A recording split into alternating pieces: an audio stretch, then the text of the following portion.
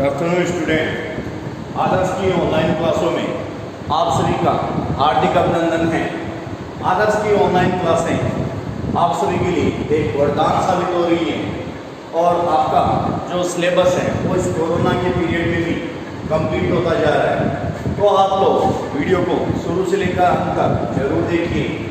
आज देखो, हमने जो पिछले वीडियो में अभी तक बहुत सारे टॉपिकों को लेकर बात कर ली थी, लेकिन आज जो हम बात कर रहे हैं वो कर रहे हैं भारत की जलवायु प्रदेश की। जो अपने सिलेबस के अंदर जलवायु प्रदेश दिया हुआ है और जलवायु प्रदेश के अंतर्गत काफ़ी सारे वर्गीकरण है।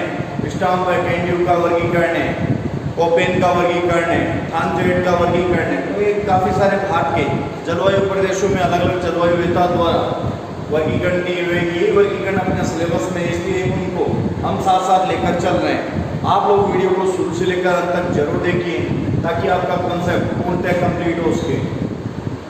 देखिए, जलवायु प्रदेश आप सभी को पता है कि भारत के अंदर जो जलवायु है वो अलग अलग जगह पर अलग अलग जलवायु पाई जाती है। भारत की जो नॉर्दर्न साइड में हम बात करते हैं, उत्तर की तरफ हम बात करते हैं, तो यहाँ पर हमें दिखता है कभी उष्ण जलवायु होती है, कभी यहाँ पर शीतोष्ण जलवायु होती है। ये चीज़ आप लोगों ने नोटिस की होगी। लेकिन जो साउथ जो साइड है, साउथ या दक्षिण की तरफ की अगर हम बात करें तो दक्षिण की तरफ आप सभी को पता है उष्ण जलवायु पाई जाती है। कैसी जलवायु पाई जाती है? उष्ण जलवायु पाई जाती है। क्योंकि वहाँ की जो आप लोग लोगों को देखते हो, साउथ के जो लोग हो काले काले आपको दिखाई देते हो, किस वजह से दिखाई देते हैं? क्योंकि वहाँ का जो टेम्परेचर है वो वहाँ पर क्या रहता है? ज़्यादा टेम्परेचर रहता है और ज़्यादा टेम्परेचर की वजह से स्किन ब्लैक हो जाती है। ये चीज़ आप लोग एक अनुमान लगा सकते हैं, इन चीज़ों को नोटिस कर सकते हो कि वहाँ की जो जलवायु है कैसी है? उष्ण जलवायु है। ऐसे बेसिकली ज्योग्राफी के अकॉर्डिंग चलता है, लेकिन आपको ये चीज़ समझाने के लिए सारी चीज़ मैंने यहाँ पर बताई है। बात कर रहे हैं सबसे पहले जो जलवायु प्रदेश है, जलवायु प्रदेश के अंतर्गत पहला जो जलवायु प्रदेश बात करेंगे स्टाम्प-कैंड्यू का वर्गीकरण। स्टाम्प-कैंड्यू ने जो अपना वर्गीकरण दिया है उस वर्गीकरण पर हम बात करेंगे कि स्टाम्प-कैंड्यू ने जलवायु वर्गीकरण के अंदर क्या कहा है। तो स्टाम्प-कैंड्यू ने भारत को किसके आधार पर? तापमान और वर्षा के आधार पर जलवायु प्रदेशों के अंदर बांटा है। स्टाम्प-कैंड्यू ने इसके आधार पर वर्गीकरण दिया है, तापमान और वर्षा के आधार पर, कि भाई कहीं पर तापमान ज़्यादा, कहीं पर वर्षा ज़्यादा। तो इसी अकॉर्डिंग को लेकर कैंड्यू स्टाम्प ने अपना वर्गीकरण दिए है, तापमान और वर्षा को आधार मानकर।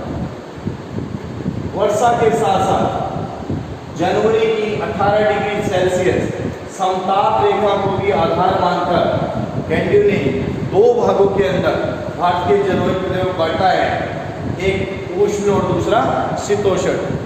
ये चीज़ आपको ध्यान में रहनी चाहिए कि भाई कैंड्यू ने कितने भागों के अंदर बांटा है? दो भागों के अंदर। किस चीज़ को लेकर? देखो, सबसे पहले तापमान और वर्षा को आधार मानकर और फिर वर्षा के साथ जनवरी की जो 18 डिग्री सेल्सियस समताप रेखा है उसको आधार मानकर इसने दो भागों के अंदर वर्गीकरण किया है। पहला शीतोष्ण कटिबंधीय भारत और दूसरा उष्ण कटिबंधीय भारत के अंदर बांटा है। ये चीज़ आप पहले नोट कर लीजिए, फिर आगे चलते हैं अपने इसी टॉपिक के ऊपर। नोट कर लीजिए आप लोग।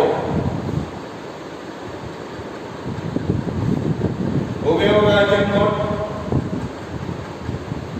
पहला जो वर्गीकरण दिया है शीतोष्ण कटिबंधीय भारत, पहला पार्ट है वो है शीतोष्ण कटिबंधीय भारत।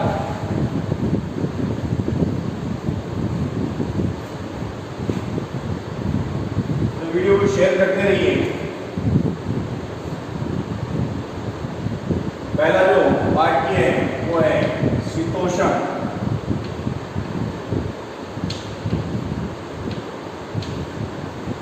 कटिबंधीय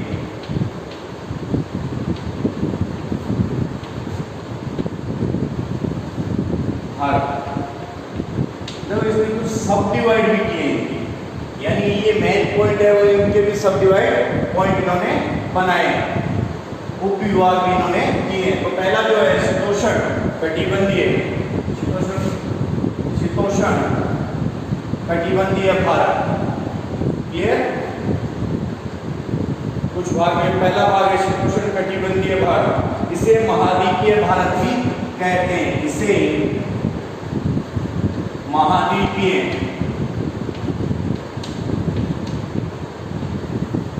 भारत भी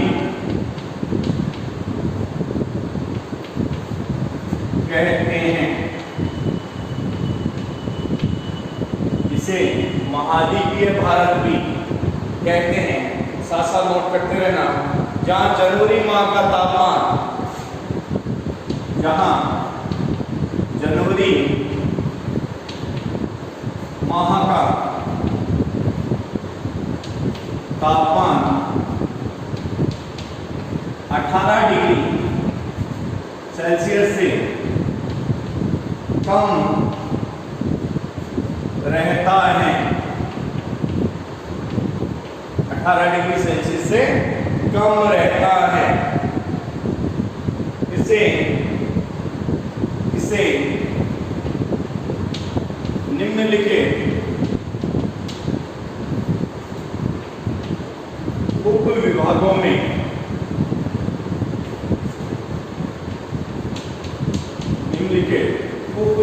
में बांटा है। इसके कुछ उप विभाग भी इन्होंने बनाए थे। और शीतोष्ण कटिबंधीय भारत, पहला भाग कौन सा है? शीतोष्ण कटिबंधीय भारत।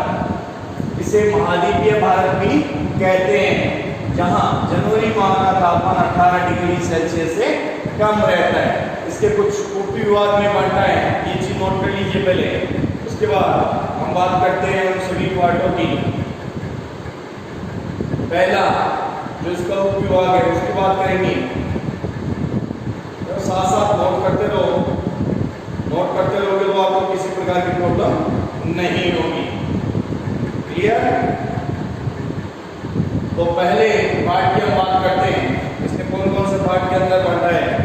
पहला जो पार्ट है वो है हिमालय प्रदेश। पहला पार्ट कौन सा है? सब डिवाइड पार्ट।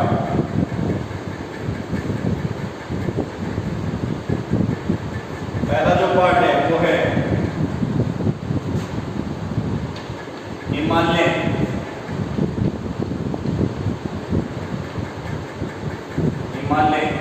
प्रदेश।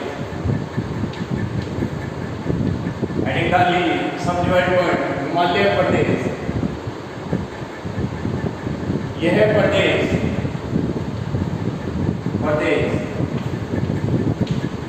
संपूर्ण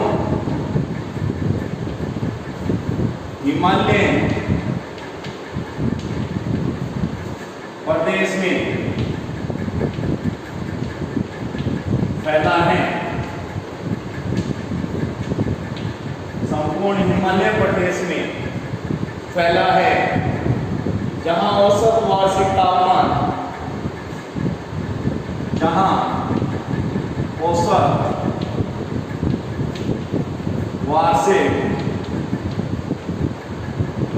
तापमान 12.60 डिग्री सेल्सियस 12.60 डिग्री सेल्सियस है। तापमान में ऊंचाई व ऋतुओं के अनुसार तापमान में ऊंचाई व ऋतुओं के साथ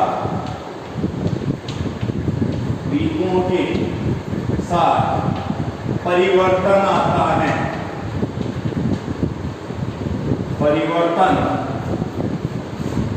आता है। तापमान व ऋतुओं के साथ परिवर्तन आता रहता है। जनवरी में इसके पश्चिम भाग में तापमान, जनवरी में इसके पश्चिम भाग में तापमान हिमांक तक चला जाता है। हिमांक का मतलब बर्फ जम जाती है। हिमांक तक चला जाता है। हिमांक तक चला जाता है।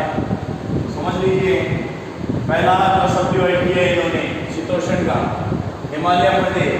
यह प्रदेश संपूर्ण हिमालय प्रदेश में फैला हुआ पार्ट है, जहाँ इसकी औसत वार्षिक तापमान 12.7 डिग्री सेल्सियस है और तापमान में ऊंचाई और ऋतुओं के साथ परिवर्तन आता रहता है। जनवरी में इसके पश्चिमी भाग में तापमान हिमांक तक चला जाता है। वर्षा पूर्व में 250 सेमी से अधिक से लेकर पश्चिम में 150 सेमी तक पहुंच जाती है। शीतकाल में मसूरी, नैनीताल, शिमला व दार्जिलिंग अनेक स्थानों पर हिमपात होता है। नोट कर लीजिए बेटा इसको। दूसरा जो पार्ट है वो है उत्तरी पश्चिमी पठार।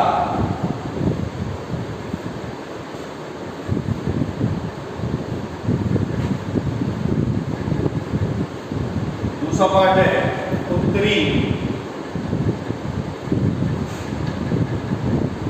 पश्चिमी पठार। उत्तरी पश्चिमी पठार हेडिंग डाल लीजिए, उत्तरी पश्चिमी पठार। यह पठारी भाग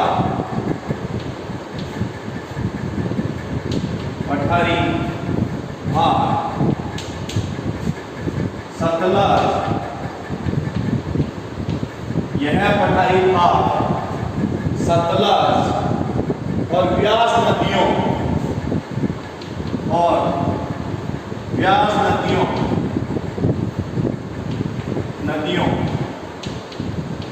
के मध्य फैला है। सतलज व व्यास नदियों के मध्य फैला है यह पठारी भाग, सतलज व व्यास नदियों के मध्य फैला है। यहाँ शीतकाल में तापमान, यहाँ शीतकाल में तापमान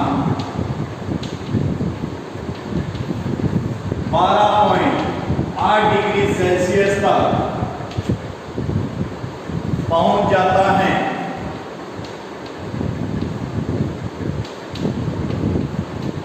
कभी कभी तापमान 0 तक भी पहुंच जाता है।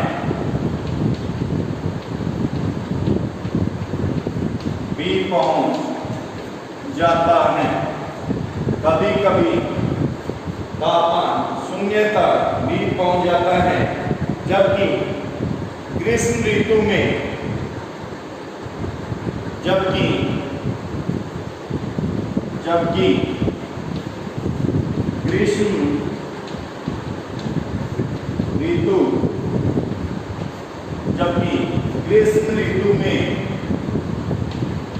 तापमान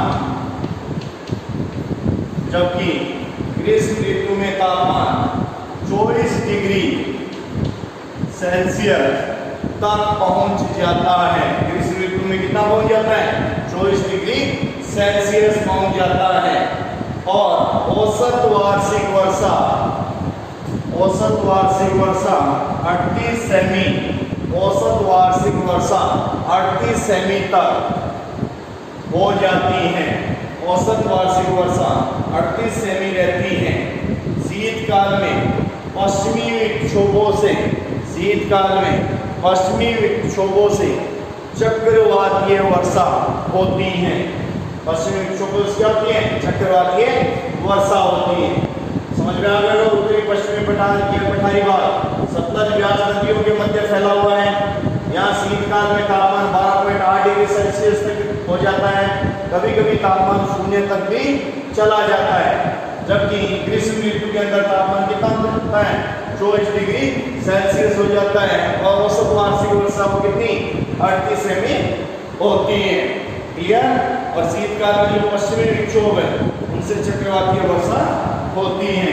बात करें तीसरे पॉइंट की, सब डिवाइड जो तीसरा पॉइंट है, तीसरे पॉइंट की बात करते हैं। The साथ साथ नोट करते रहना बेटा। कैंडियो और स्टाम्प का वर्गीकरण चल रहा है अपना। तीसरा जो अपना सब डिवाइड पॉइंट है, उत्तरी पश्चिमी शुष्क मैदानी प्रदेश, उत्तरी पश्चिमी शुष्क मैदानी प्रदेश,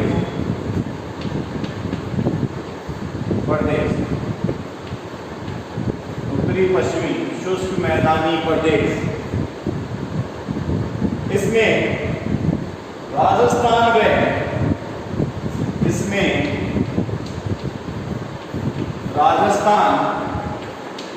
व दक्षिणी पश्चिमी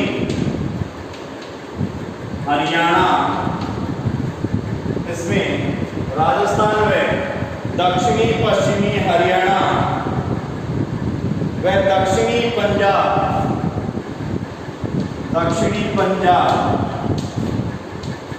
सम्मिलित हैं।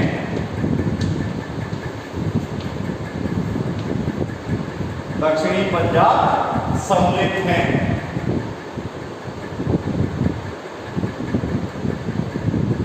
यहां जनवरी का तापमान 13 से 14 डिग्री सेल्सियस, जनवरी का तापमान 13 से 14 डिग्री सेल्सियस व जुलाई का तापमान 43.3 डिग्री सेल्सियस, 43.3 डिग्री सेल्सियस मिलता है। वर्षा 10 सेमी से 24 सेमी के मध्य, वर्षा 10 सेमी से 24 सेमी के मध्य होती है। वर्षा कितनी होती है? 10 से 24 सेमी। बात कर रहे हैं थर्ड पार्ट की, उत्तरी पश्चिमी शुष्क मैदानी प्रदेश की। इसमें राजस्थान में दक्षिणी पश्चिमी हरियाणा व दक्षिणी पंजाब को सम्मिलित किया जाता है। जनवरी का तापमान 13 से 14 डिग्री सेल्सियस, गर्मी में 43.3 डिग्री सेल्सियस और वर्षा 10 से 24 सेमी के मध्य होती हैं। ये बात हुई तीसरे सब डिवाइड पॉइंट की। अब बात करते हैं चौथे पॉइंट की, मध्यम वर्षा का प्रदेश। चौथा पॉइंट कौन सा है? मध्यम वर्षा का प्रदेश।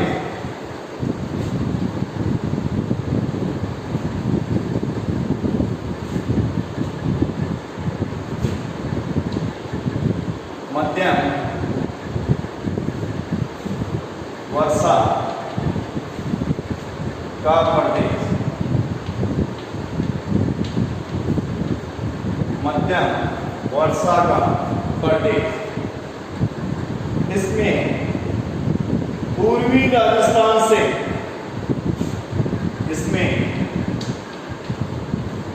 पूर्वी राजस्थान से,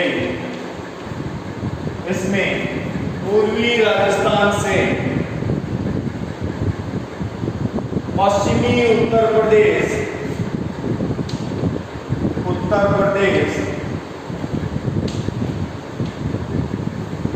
दिल्ली, इसमें पश्चिमी उत्तर प्रदेश, दिल्ली, पश्चिमी मालवा का पठार, पश्चिमी मालवा का पठार, पश्चिमी मालवा का पठार सम्मिलित है। जनवरी का औसत तापमान 12 से 18 डिग्री सेल्सियस, 12 से 18 डिग्री सेल्सियस। जुलाई में 32 से 35 डिग्री सेल्सियस, 35 डिग्री सेल्सियस। मई जून के महीने उष्ण पवन ऋतु चलती है और औसत वार्षिक वर्षा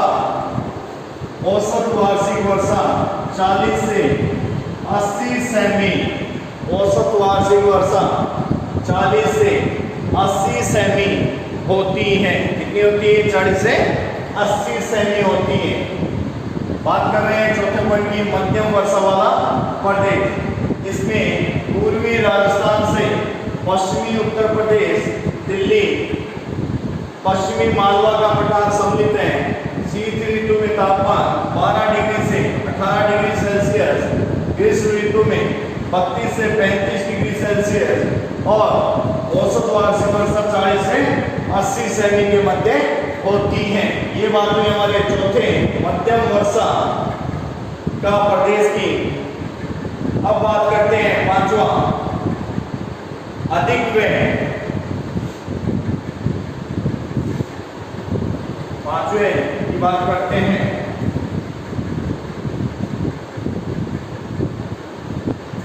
नोट करते चलिए बेटा साथ साथ।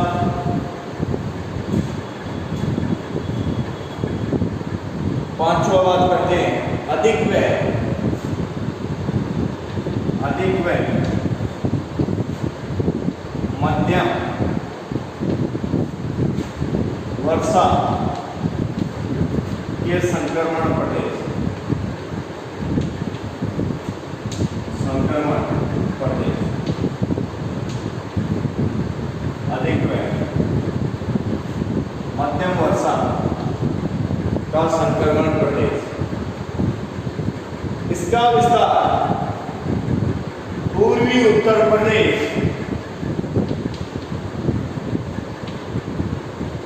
उत्तर प्रदेश व उत्तरी बिहार, पूर्वी उत्तर प्रदेश व उत्तरी बिहार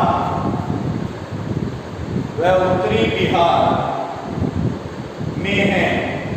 जनवरी का तापमान 15 से 18 डिग्री सेल्सियस, जनवरी का तापमान 15 से 18 डिग्री सेल्सियस, जुलाई का तापमान 39 डिग्री सेल्सियस, जुलाई का तापमान 39 डिग्री सेल्सियस। वर्षा 100 से 200 सेमी, वर्षा 100 से 200 सेमी होती है। तीसरा जो शीतोष्ण कटिबंध का पार्ट है, पांचवा जो शीतोष्ण कटिबंध का पार्ट है, अधिक व्यय, मध्यम वर्षा का संक्रमण प्रदेश। इसका जो विस्तार है वो बेटा पूर्वी उत्तर प्रदेश और उत्तरी बिहार के अंदर है। यहाँ पर जो सर्दियों का तापमान वो 15 से 18 डिग्री सेल्सियस रहता है और गर्मियों में जो तापमान वो 39 डिग्री सेल्सियस रहता है। और वर्षा जो है वो 100 से 200 सेमी के मध्य होती है। क्लियर? कितना क्लियर हो गया बेटा? वर्षा मानसूनी पवनों से होती है, ये चीज भी आपको ध्यान में रख लेनी है। आगे फिर बात करते हैं दूसरे की, उष्ण कटिबंधीय भारत। दूसरे पॉइंट की हम बात करते हैं उष्ण कटिबंधीय भारत की। ये तो बात हुई शीतोष्ण की। अब बात कर रहे हैं उष्ण की, उष्ण कटिबंधीय भारत।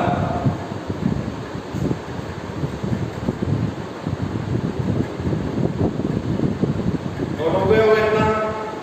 दूसरा है उष्ण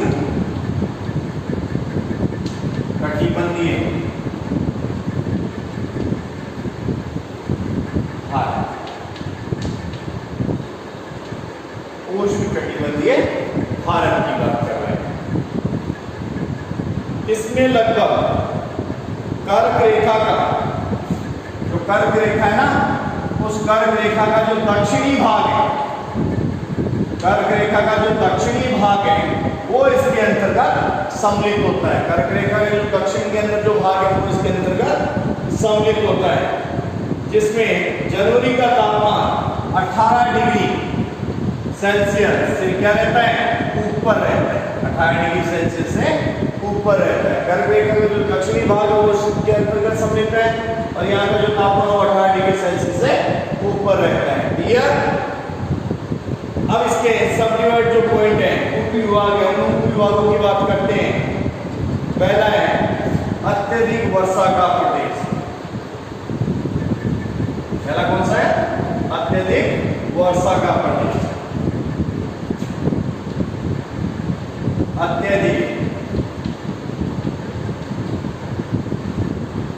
वर्षा का प्रदेश,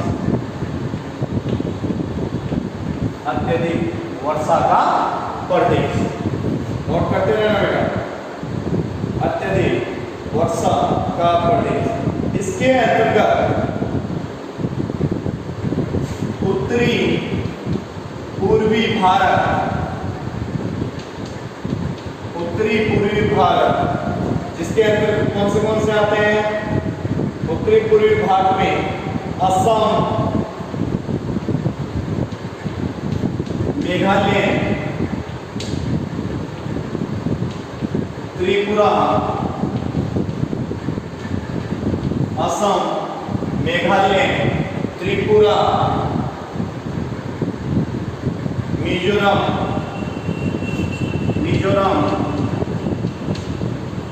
व नागालैंड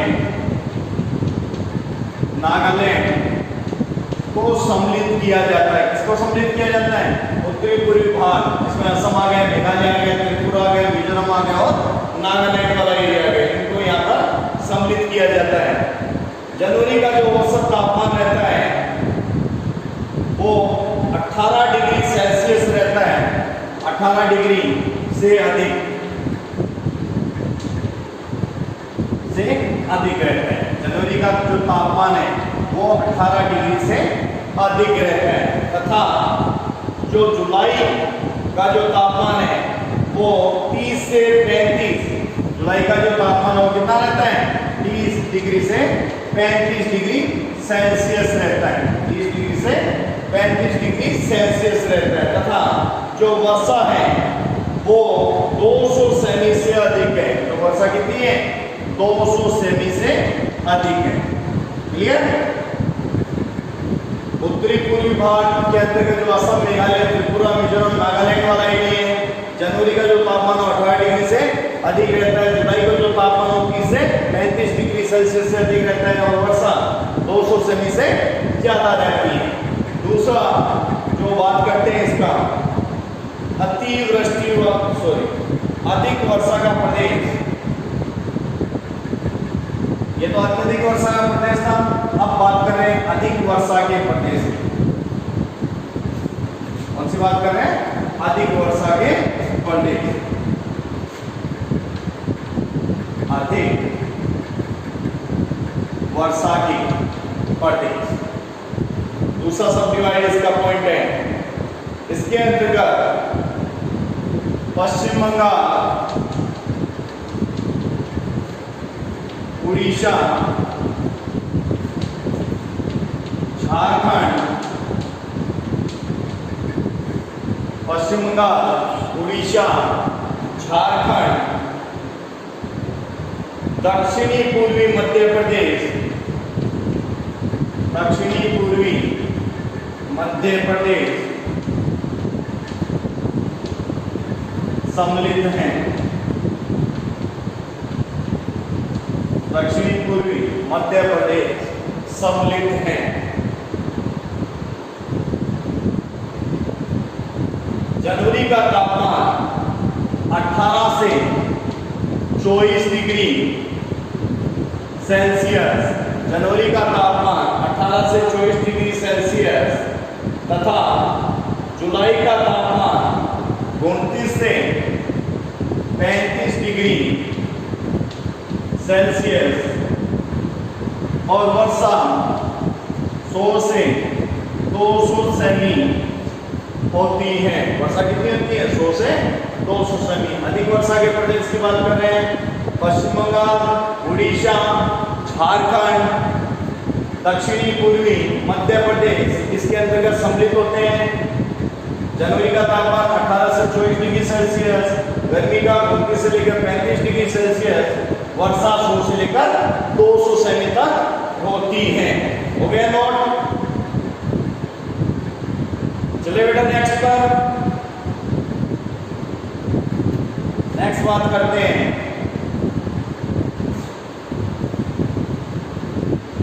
मध्यम वर्षा का प्रदेश।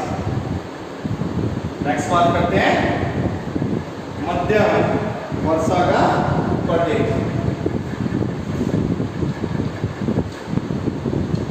मध्यम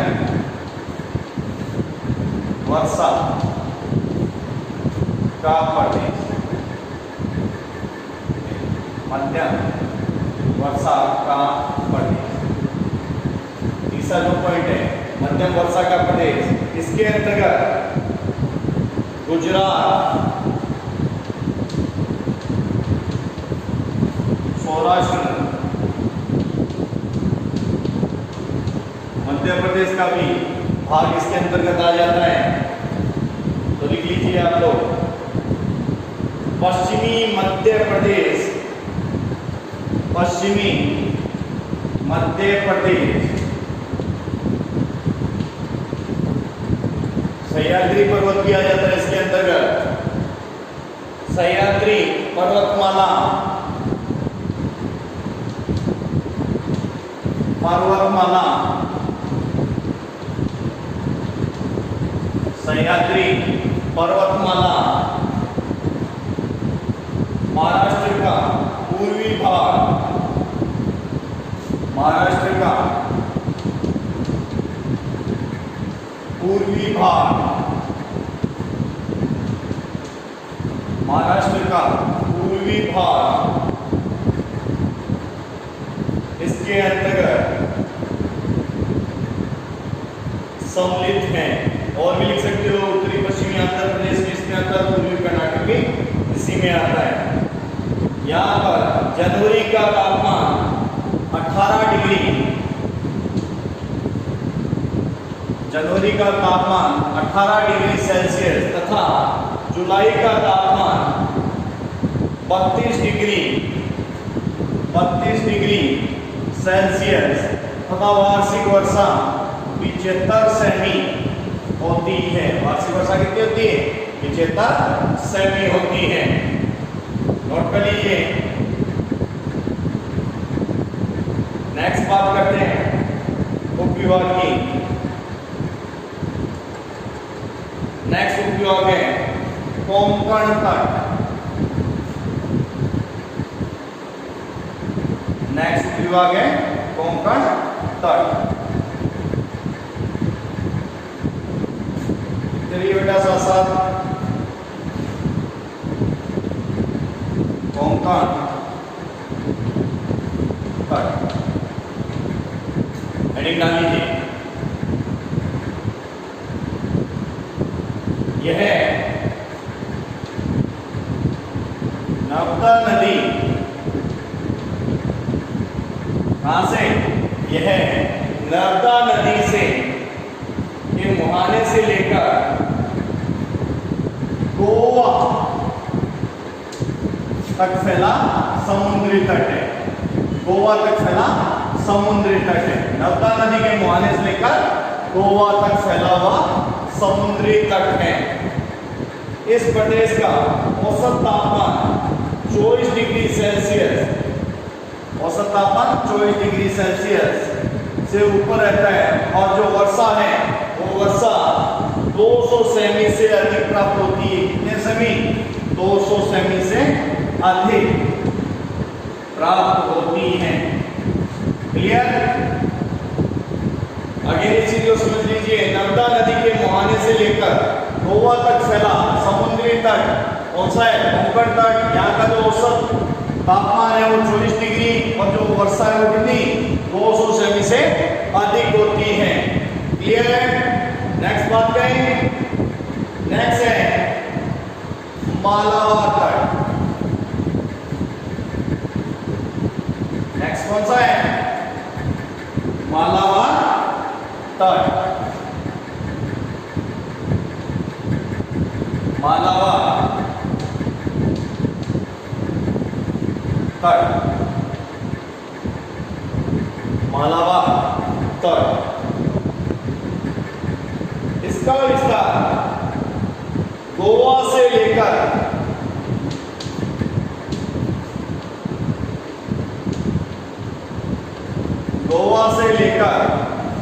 तमिलनाडु के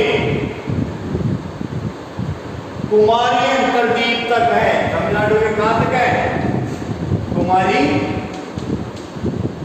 अंतरद्वीप तक, कुमारी अंतरद्वीप तक है। जिसमें औसत तापमान 21 डिग्री सेल्सियस, औसत तापमान 21 डिग्री सेल्सियस, तापांतर 3 डिग्री, तापांतर 3 डिग्री सेल्सियस, तो वर्षा 500 सेमी, वर्षा कितनी होती है? 500 सेमी रहती है। औसत वार्षिक वर्षा कितनी है बेटा? 500 सेमी। नोट हो गया? लास्ट बात करें, तमिलनाडु का तटीय प्रदेश, ठीक है, तमिलनाडु का तटीय प्रदेश,